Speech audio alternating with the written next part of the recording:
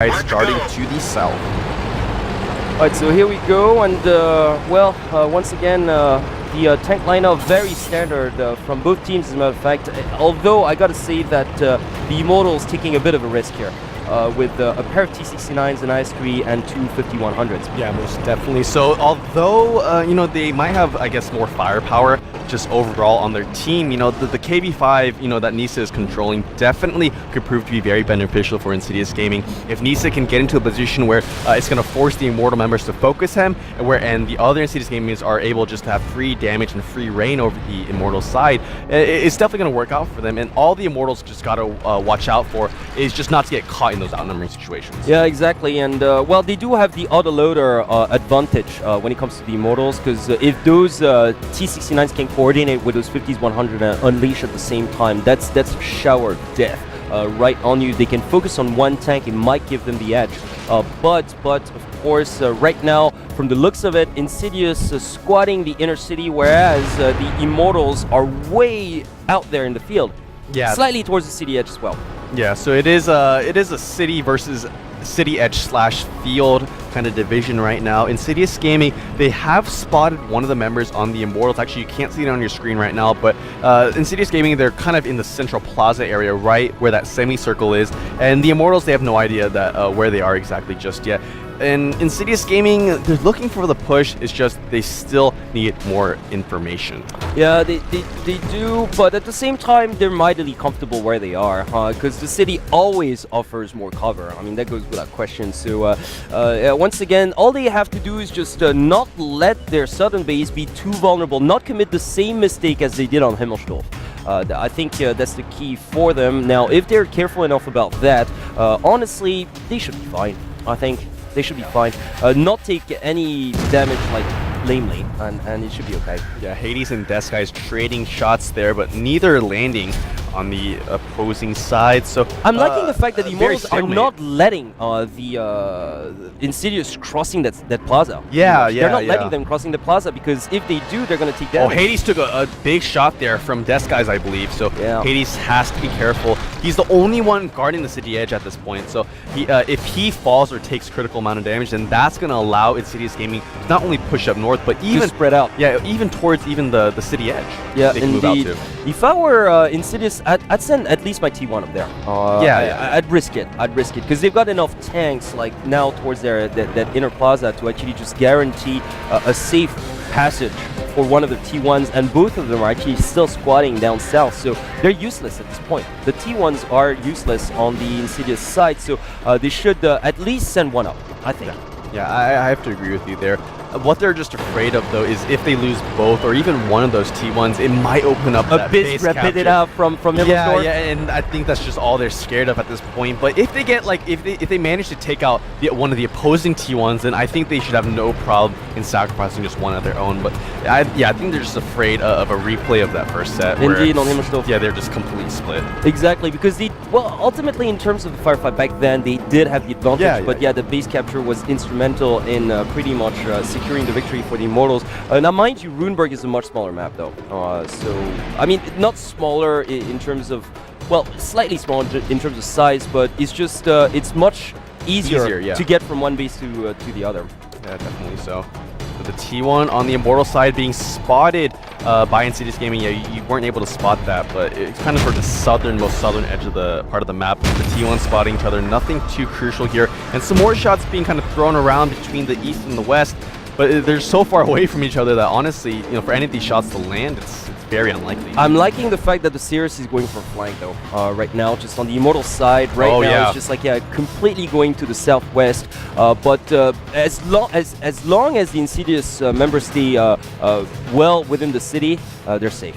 Yeah, definitely so. They can defend their base, they can go for a push, they've got plenty of options where they are, and I think they're very comfortable as they are right now.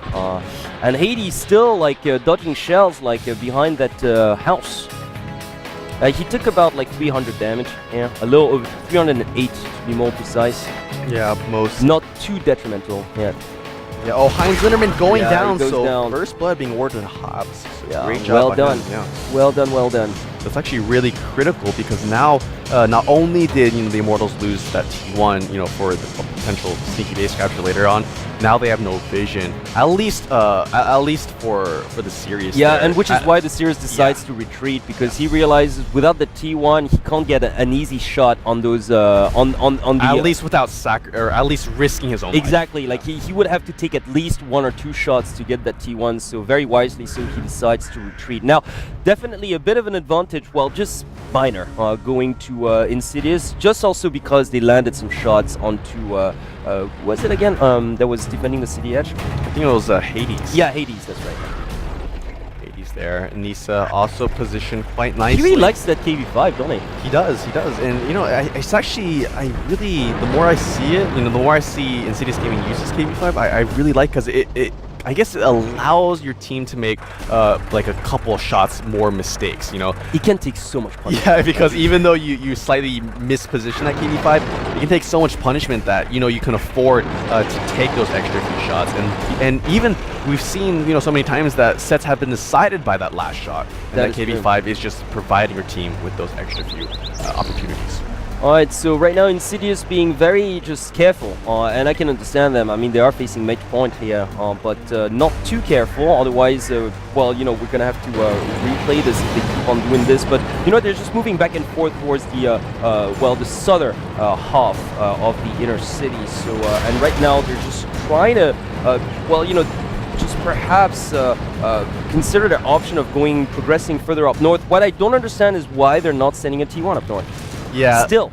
They have a sick tank over here, kind of next to the other heavy forces. He's not progressing any further north, though. He's just around his other teammates here. And they pulled back. Now they're actually pulling back the other heavy tank to join the rest of the forces. And look at that. The Immortals now just being very concerned about their own base, so they decided to just pretty much retreat and just, you know, defend this for a potential ISG push, which will not come, as a matter of fact. Yeah. I honestly want to see the Immortals go for something here. I mean, although, actually, you know, at the same time, they have taken, you know, look. If you look at Hades there, he already took a shot. I mean, they have the. It's up to ISG to make play here. Yeah, I mean, they have the 2 T69s as well, so they're facing off against a much heavily armored. Exactly. Opponent. So it is up to ISG to make play, exactly, and I'm actually very surprised at their passivity right now. Well, you know, they're trailing behind in the scoreline, but unless they take the fight to their opponents, we're gonna replay this. Yeah, most definitely so. About a little over 2 minutes remaining right now. At least they should try to go for the city edge. At least try to send the T1. Or get just vision. the T1, just yeah, T1. just get vision. Like, why I just have a hard time understanding why they're just stubbornly sticking to their own base right now. Because the Immortals are obviously not going to push. I mean, look at their lineup. How can you push when you're so just outgunned like this? Yeah. And out-armored? Yeah, we do see some repositioning coming out from Desky's Nikolai and Nisa here. It's a little bit late in coming, though. There's only 2 minutes left on the clock. Yeah. They should have done this like 2 minutes ago. Yeah, most definitely. So, yeah, and Desky's, he's actually moving out here alone. So, if he, see, if there were Immortal tanks waiting at that city edge for him, he would have been at least taken down to, like, probably around 30%. Well, exactly, and the Sirius has spotted him. The Sirius has spotted this guy. Yes. Although vice versa is not necessarily true, but yeah, you know what? We're gonna replay this. Yeah, we're gonna about a minute 20 left. Yeah, it's just not enough time. There's not enough time. Shot actually getting landed onto Desky's there. That's probably gonna probably discourage Insidious Gaming to camp even more. Indeed, but they should push even more. Exactly, but like their mistake here is not sending out those T1s to get more vision. Although they do have an extra T1, like why not use that? And they're trying to move out right now, but he's just like with 50 seconds left on the clock. What can you hope to accomplish? Yeah, Nisa here leading the forces this time around, at least towards the city edge. Yeah, I just, there's really not. It's a replay. It's a replay. Yeah, even though they can spot each other, even if Nisa takes, 5 shots, he's still gonna be alive in 35 seconds, or 30 seconds is not enough time to take down like 85 here. Unless they're extremely lucky by, unless the series is like right next to them right now, it's most definitely.